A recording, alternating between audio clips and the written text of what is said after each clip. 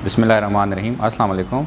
मेरा नाम डॉक्टर सैयद उस्मान शाह है और मैं as a children specialist Al-Khidmat hospital Nashrabad में काम कर रहा हूँ पिछले 8 सालों से। डॉक्टर साहब, चूँकि आप एक चाइल्ड स्पेशलिस्ट हैं, इसलिए आज की इस वीडियो में हमें नवमौलूद बच्चों की उन बीमारियों के हवाले से आगाही दीजिएगा जिनकी वजह से माएँ अक्सर परेशान रहती हैं। आजकल असल में हमारा जो ट्रेंड है वो चेंज हो गया है। पहले कंबाइंड फैमिलीज़ होती थी, अब सारी आइसोलेटेड फैमिलीज़ हो गई हैं। हमें बहुत सारी माएँ रोज़ाना की बुनियाद पे आती हैं कि जो कंप्लेंट करती हैं कि हम अकेली रहती हैं और हमें बच्चों की देखभाल में मुश्किल होती है।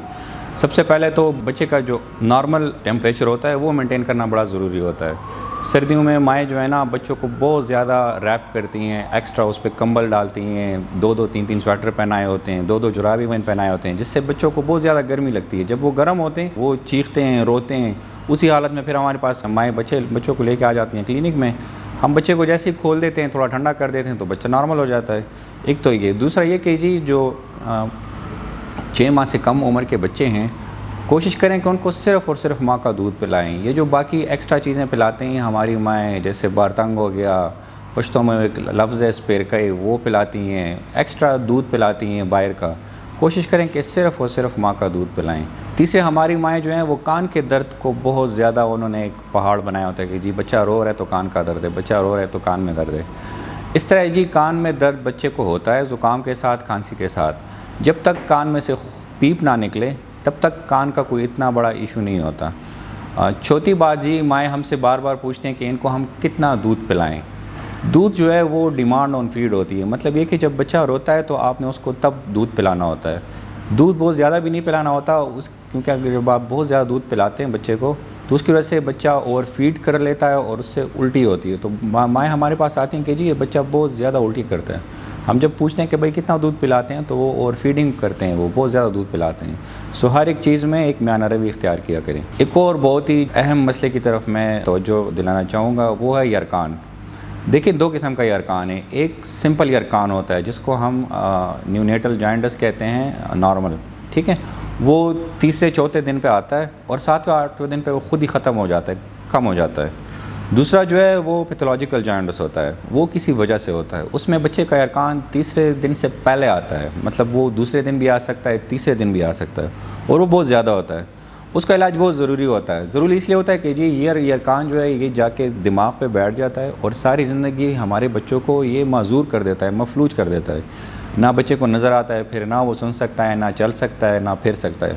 सो हमारी एक दिन की गफलत की वजह से ये बच्चा सारी ज़िंदगी के लिए माजूर हो जाता है। एक और बहुत ही जो अहम मसले की तरफ मैं तवज्जो दिलाना चाहूँगा वो है गोटी या शहद। आप किसी भी बच्चे को पहली बार एक दफ़ा पिला सकते हैं, उसके बाद बार बार नहीं पिलाना होता। स्पेशली शहद जो है वो उसमें एक बैक्टीरिया होता है जो कि बोटुलिज्म काज करता है।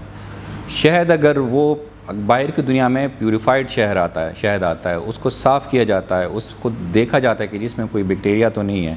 हमारे यहाँ शहद जो है वो डायरेक्ट, वो कहते हैं ना, गबीन से लेके आते हैं। सो शहद 1 साल के लिए बच्चों को नहीं देना होता। स्टार्ट में आप पहले दिन दे सकते हैं, जिस तरह हमारी हुज़ूर सल्लल्लाहु अलैहि वसल्लम ने गोटी दी थी बच्चे को। सो ये इस्लामिक पॉइंट ऑफ व्यू है, लेकिन बार बार जो है ना इस किस्म की चीज़ें नहीं देनी। जिस तरह मैं पहले अर्ज़ कर चुका हूँ, 6 माह तक हर बच्चे को सिर्फ़ और सिर्फ माँ का दूध पिलाना है। 6 माह के बाद आप जो है ना बाकी सीमी ठोस ग़िज़ा और ठोस ग़िज़ा फिर आहिस्ता आहिस्ता शुरू करा सकते हैं। एक बीमारी सर्दियों में आ जाती है जो कि 3 माह 4 माह से लेके 18 माह या 2 साल के बच्चों तक जाती है, जिसको हम खुद ब्रोंकियोलाइटिस कहते हैं। इसमें होता क्या है? इसमें होता ये कि जी जो सांस की नालियाँ हैं, एक तो ये बड़ी वाली नालियाँ हैं, एक सीने के अंदर छोटी नालियाँ हो जाती हैं। इस बीमारी में ये जो सांस की छोटी नालियाँ हैं, इनमें थोड़ी सी सोजिश हो जाती है, थोड़ी सी स्वेलिंग हो जाती है और थोड़ा सा जो सिक्रीशंस हैं, जो पानी है वो आ जाता है, जिसकी वजह से सांस लेने में बड़ी मुश्किल होती है। हमारी कॉमन टर्मिनोलॉजी में ये जो माएँ उसको ब्रेक कहती हैं, या कहते हैं कि जी बच्चे का सीना चल रहा है, या उसको ये नमूनिया भी कह देती हैं। ये वाकई बहुत ख़तरनाक बीमारी है। ख़तरनाक इसलिए कि जी अगर वक्त पे इसका इलाज ना हो सके तो ये बच्चे हमसे मर भी सकते हैं।